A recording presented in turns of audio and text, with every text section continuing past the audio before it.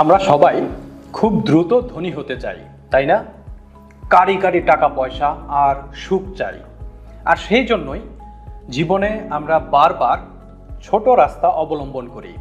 এটা সেই রাস্তা যেখানে কোনো পরিশ্রম থাকে না, থাকে শুধু ধোঁকা, ছলনা, কুটিলতা আর কি একটু ভেবে দেখেন। আর থাকে ভাগ্যের আশ্রয়। যেমন ধরেন জুয়া। Trust me, I can't. মানুষ জুয়া খেলতে বসে কখনো টাকা লাগায়, আবার কখনো সম্পত্তি লাগিয়ে বসে, কিন্তু তারা ভুলে যায় জুয়া এমন এক চোরাবালি যেখানে একবার পড়ে গেলে সর্বনাশ হওয়ার আগে ফিরে আসা যায় না। যদি আপনি খেলায় জিতে যান তাহলে জিতার ক্ষুধা আরো বেড়ে যায়।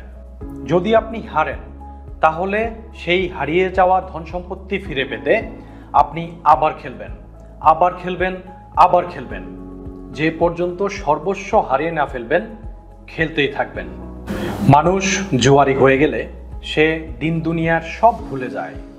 সে তার সম্পত্তির সাথে সাথে মানবতা, সংস্কার, ধর্ম, দায়িত্ব, কর্তব্য সব জুয়া খেলায় বলি চড়িয়ে দেয়। এই জন্য কিছু পেতে হলে পরিশ্রম করে পান।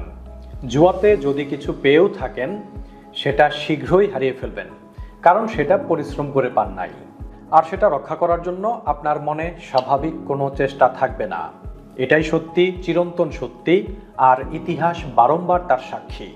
ধর্মরাজ যুধিষ্ঠিরের জুয়া খেলার কারণেই দ্রৌপদীর বস্ত্রহরণের ঘটনা ঘটেছিল, আর কুরুক্ষেত্রের যুদ্ধের মতো ধ্বংসাত্মক যুদ্ধ হয়েছিল। হাই গাইস, আশা করছি সবাই ভালো আছেন।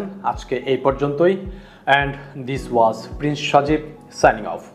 টাটা।